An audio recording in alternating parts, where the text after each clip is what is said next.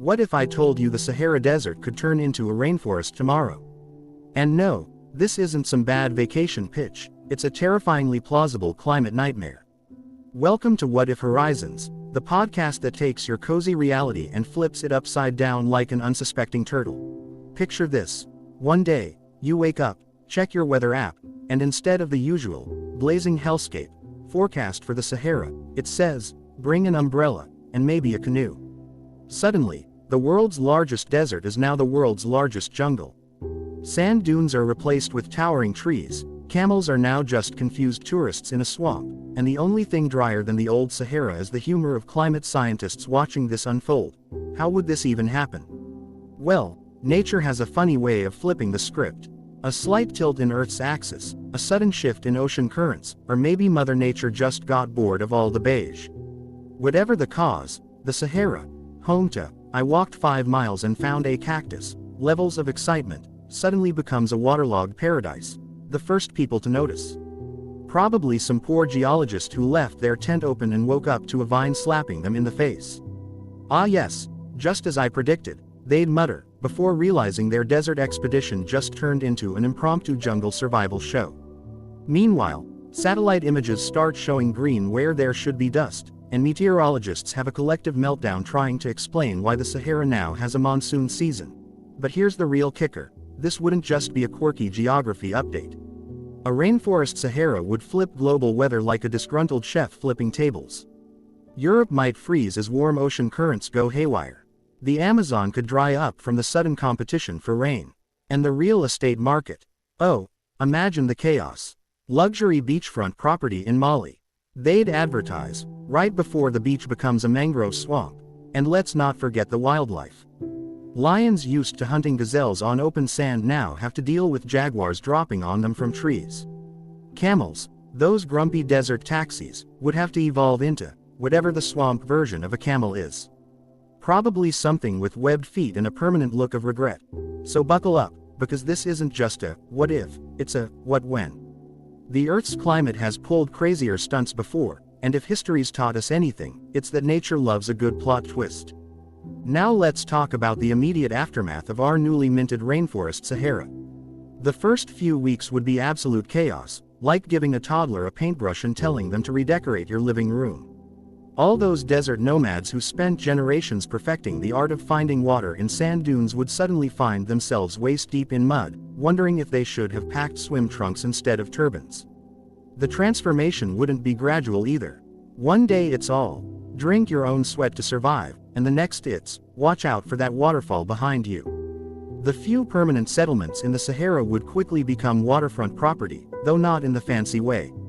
That nice little desert oasis hotel you booked. Congratulations, it's now an underwater attraction for future scuba divers.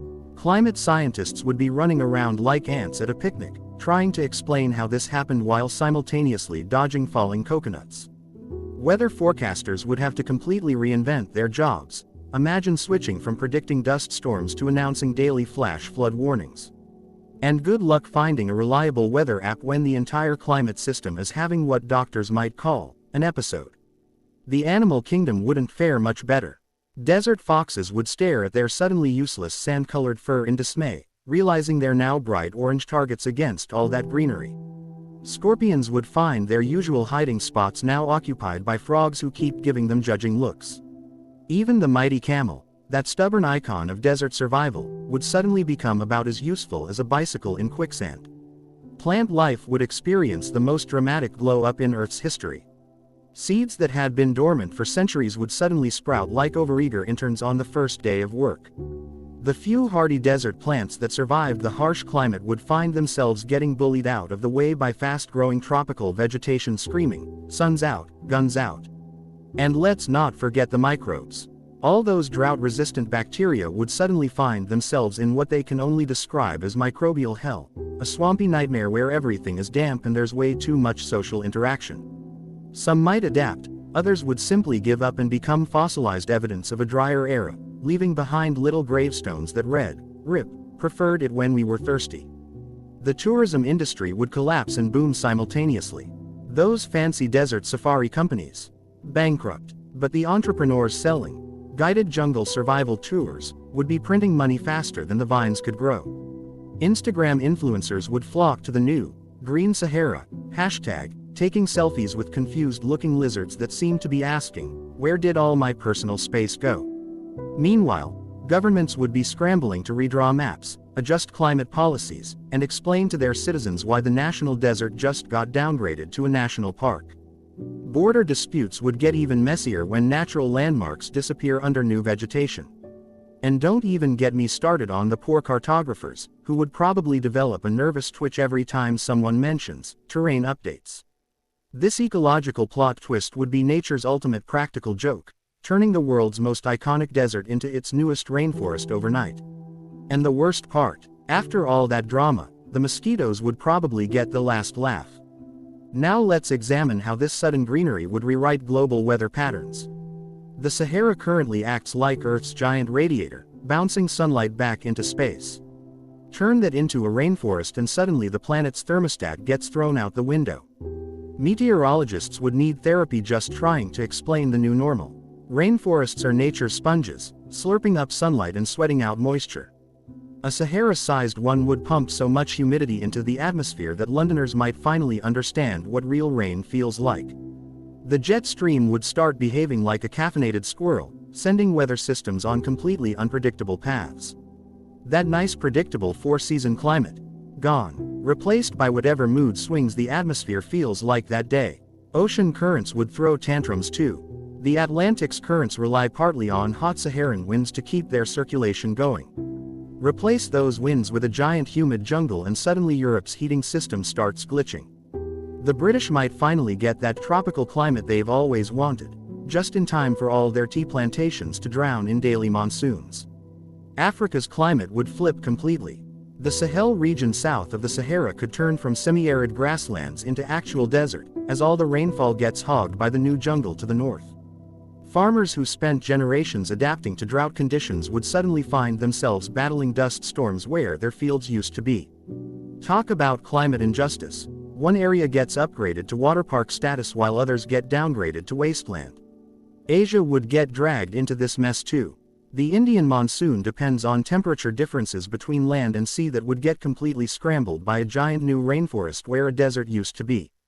Farmers from Mumbai to Beijing might find their ancestral weather prediction methods about as useful as a sundial during a blackout. North America wouldn't escape either. The Gulf Stream might slow down or change course, turning Florida's climate into something resembling Siberia's.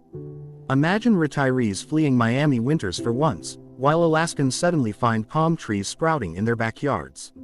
The USDA plant hardiness zone map would need daily updates, leaving gardeners perpetually confused about what might actually grow this season. Even the southern hemisphere would feel the effects. Australia's deserts might expand or contract unpredictably, leaving kangaroos even more confused than usual.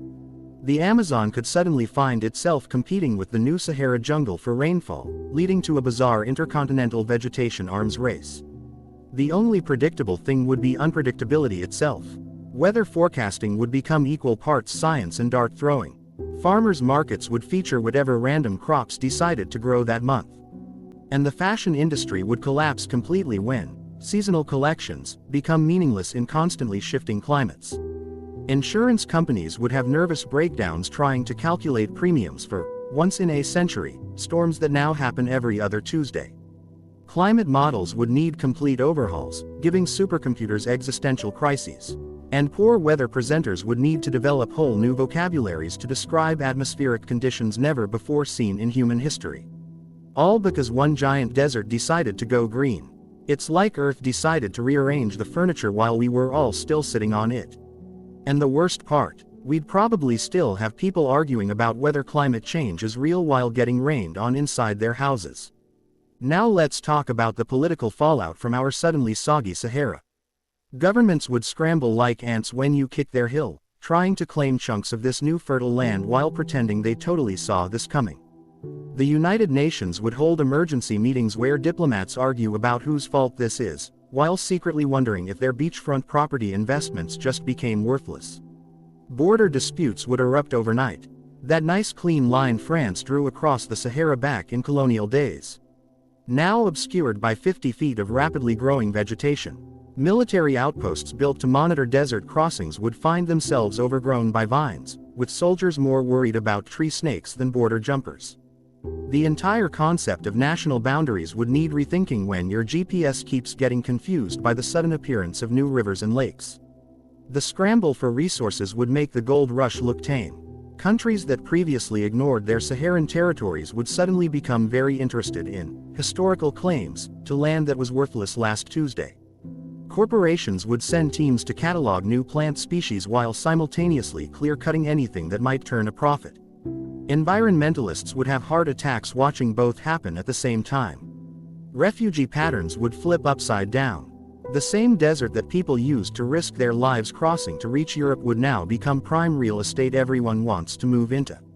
Mediterranean countries used to dealing with migrant boats might suddenly find themselves dealing with rich foreigners buying up all the new waterfront property. The irony would be delicious if it wasn't so tragic. Military strategy would need complete overhauls. All those desert warfare training programs, useless. Tank battalions would get stuck in mud. Fighter jets would have trouble finding landing strips under the canopy, and special forces trained in desert survival would have to quickly learn which jungle plants won't kill them. Defense budgets worldwide would balloon trying to keep up with nature's curveball.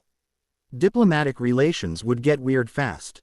Countries that shared nothing but sand might suddenly find themselves arguing over water rights to new rivers.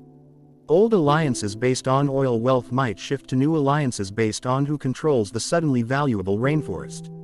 The geopolitical map would redraw itself faster than politicians could make up excuses for why they didn't prepare for this. Meanwhile, local populations who actually live in the region would watch in bewilderment as the world suddenly cares about their homeland.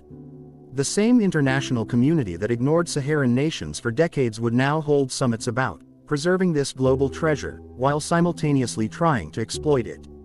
Indigenous groups would find themselves simultaneously celebrated and steamrolled in the rush to capitalize on the changes. The United Nations might declare the new Sahara rainforest a global commons, while powerful nations quietly carve it up behind closed doors.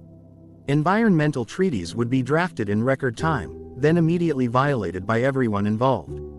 The whole situation would become a case study in how quickly principles evaporate when valuable resources appear. And in the middle of all this chaos, some enterprising soul would probably start selling "I survived the Sahara transformation" t-shirts to tourists. Because nothing says human adaptability like turning planetary upheaval into a merchandising opportunity. Let's examine the economic earthquake this transformation would trigger. Global markets would react like someone set off a fire alarm in the stock exchange, pure chaos with everyone running in different directions. The price of oil might crash as attention shifts to newly valuable green resources, leaving petrostates wondering if they should have diversified when they had the chance.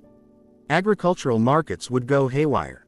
Regions that dominated certain crops might suddenly find their products obsolete when the Sahara starts pumping out tropical fruits no one expected. Imagine Brazil's coffee growers watching in horror as Ethiopia starts producing bananas the size of small cars. The entire concept of seasonal produce would need redefining when the planet's newest breadbasket operates on a completely different calendar. Shipping routes would need complete reorganization. Those handy desert trade routes, now obstacle courses of vines and swamps. The Mediterranean shipping industry would scramble to find new ports as old ones get swallowed by mangroves. Even the Suez Canal might face unexpected competition if new waterways open up through the jungle. The insurance industry would have a collective panic attack. All those carefully calculated risk models based on stable climates, worthless overnight. Actuaries might start drinking on the job when asked to predict flood risks in areas that were deserts last quarter. Premiums would fluctuate so wildly that customers might get different quotes between breakfast and lunch. Real estate would become the world's most unpredictable casino. Property that was worthless sand dunes yesterday becomes prime development land today, and might be underwater tomorrow. Speculators would buy up random patches of jungle hoping they'll become the next tourist hotspots, while longtime residents get priced out of their own suddenly fashionable neighborhoods. The job market would transform at dizzying speeds. Desert survival guides would need to retrain as jungle tour operators. Irrigation engineers might find their skill set suddenly in demand in formerly rainy regions now turning to dust. The phrase, learn to code, would get replaced with learn to identify edible jungle plants as the go-to career advice. Currency values would swing wildly based on how countries adapt. Nations that invested in water management might see their currencies soar, while those dependent on now obsolete industries could watch their economic foundations turn to quicksand. The IMF would need to invent new financial stabilization programs overnight. Meanwhile, black markets would flourish in the confusion. Smugglers who used to move goods across desert routes would quickly adapt to jungle waterways. Rare plants and animals would disappear into underground networks before scientists even catalog them. The only industry guaranteed to thrive: machete manufacturers. In the middle of all this, ordinary people would just be trying to figure out how much to pay for a loaf of bread when wheat prices change by the hour. Retirement plans would need complete overhauls, college degrees might become irrelevant overnight, and the gig economy would take on whole new meaning when foraging guide becomes a viable side hustle. The only certainty would be uncertainty itself.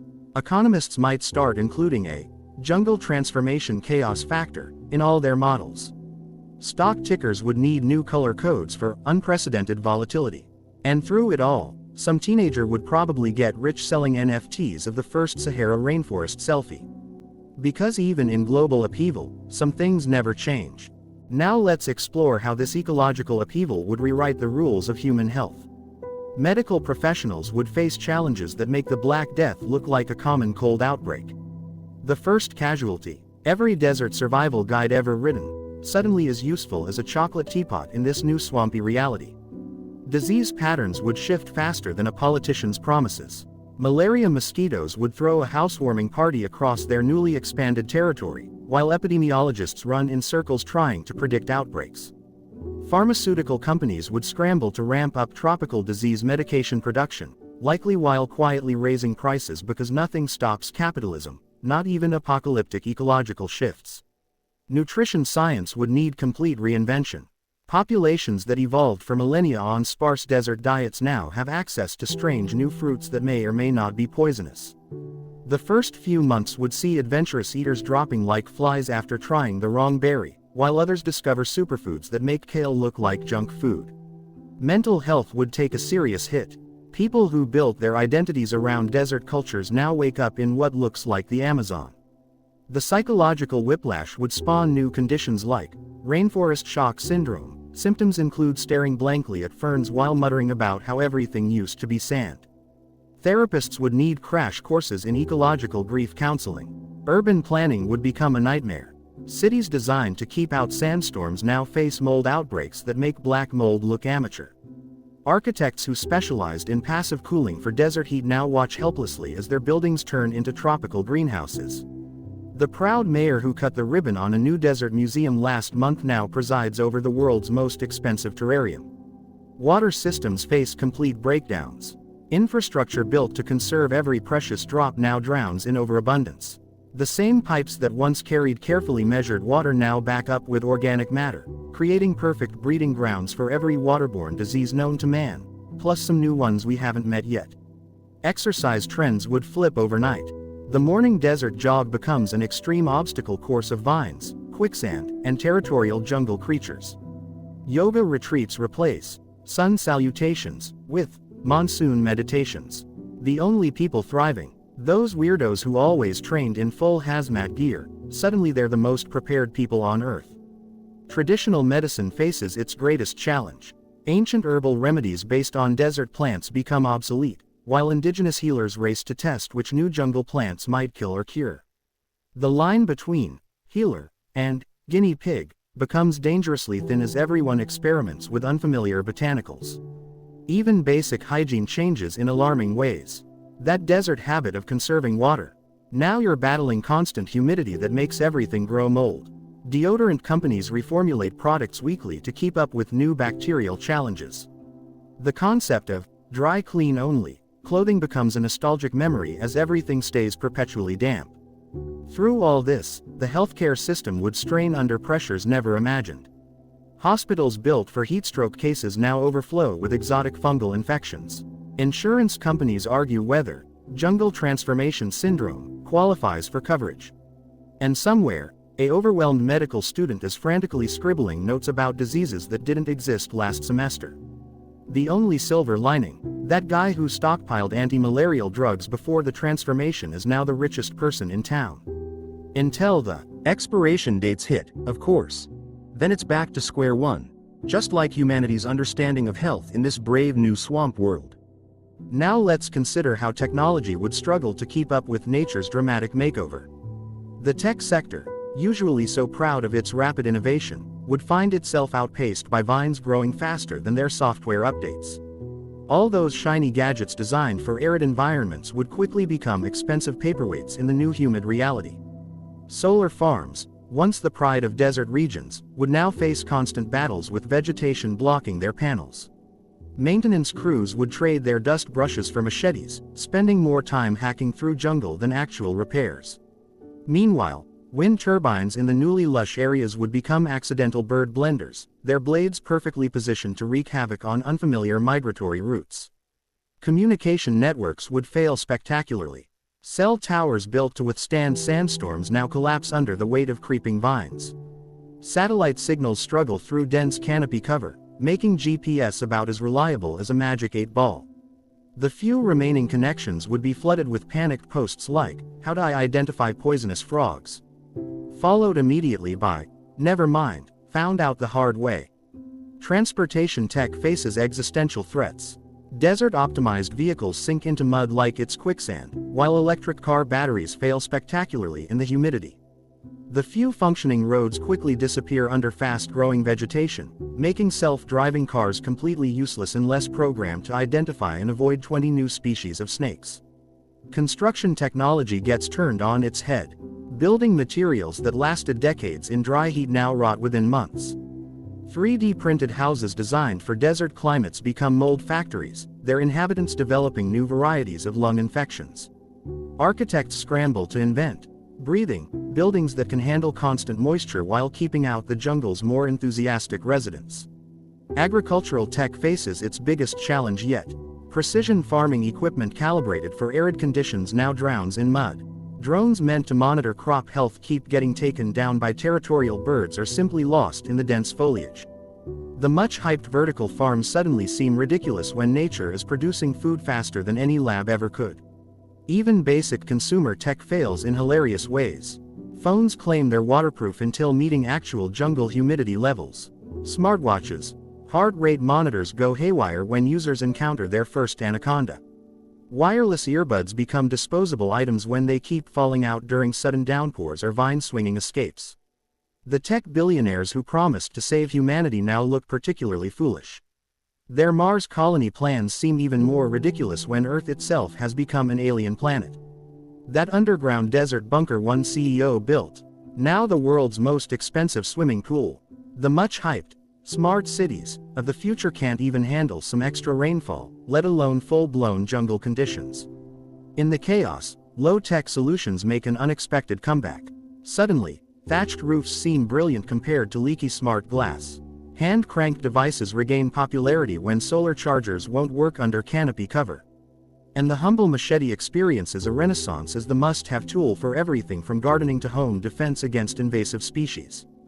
The ultimate irony: the only technology thriving in this new environment is the kind we abandoned decades ago. Indigenous jungle knowledge becomes more valuable than any Silicon Valley patent.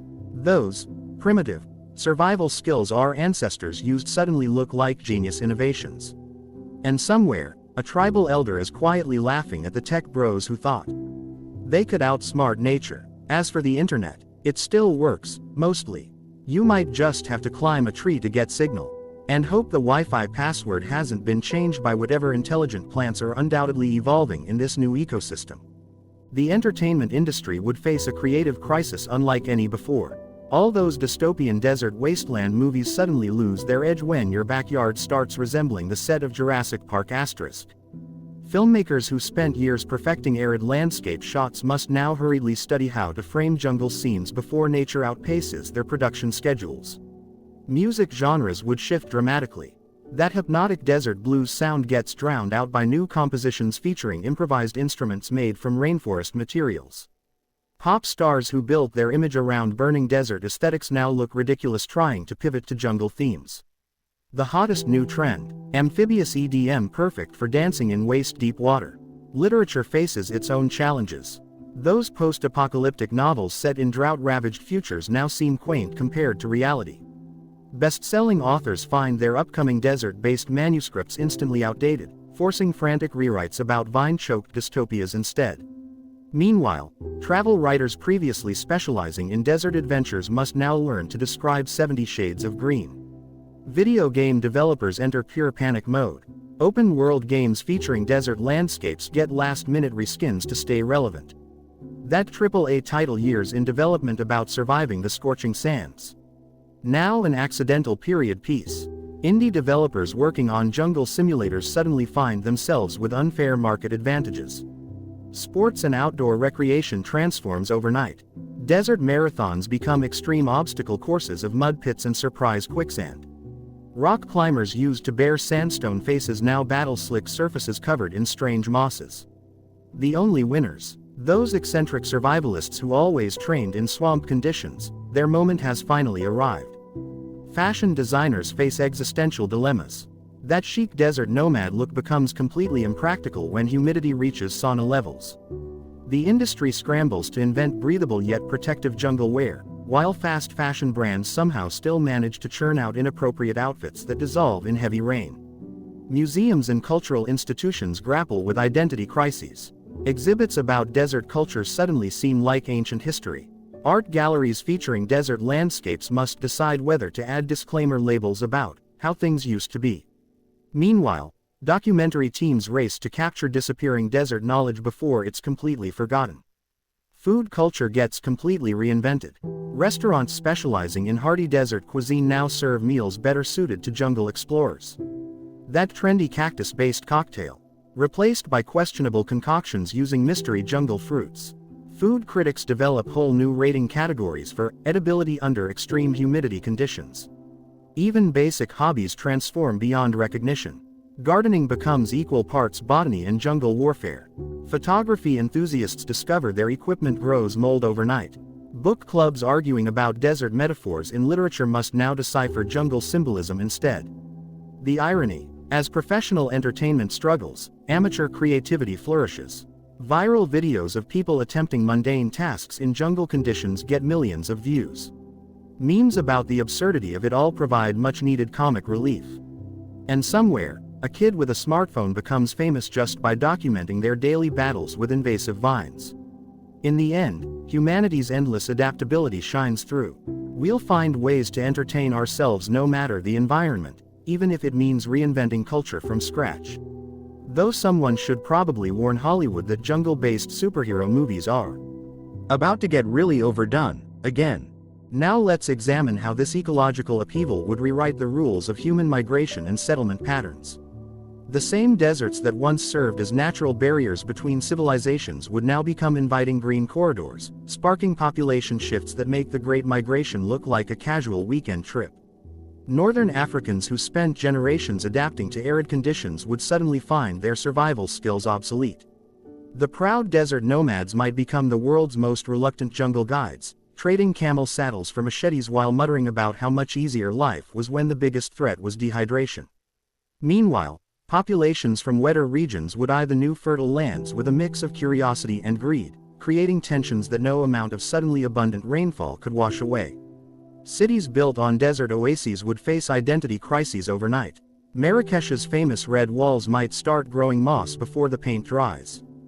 Dubai's glittering skyscrapers, designed to impress in the stark desert light, would suddenly look out of place amidst encroaching vegetation.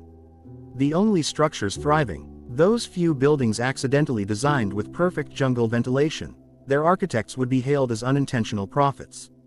Coastal cities would watch nervously as shorelines shift unpredictably. Alexandria's ancient libraries might get a cruel historical echo as rising water tables threaten modern archives. The Nile Delta, already stressed by climate change, could face complete ecological reorganization as its desert buffer zone turns into a sponge. Meanwhile, Mediterranean cruise lines would hastily rewrite their itineraries to include jungle safari, stops where beach resorts used to be. Mountain communities would become unexpected winners in this new world. Their elevation suddenly offers protection from both flooding and the worst humidity, making them coveted real estate. Remote villages that spent centuries being ignored now find themselves hosting desperate urban refugees willing to pay premium prices for breathable air. The concept of mountain tax takes on whole new meaning as these communities gain unprecedented bargaining power. Island nations face new uncertainties. Previously predictable ocean currents thrown into chaos could either bring unexpected bounty or complete collapse of fisheries.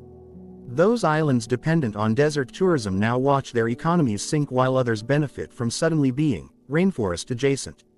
The Maldives might finally stop worrying about sinking only to start worrying about being overgrown instead.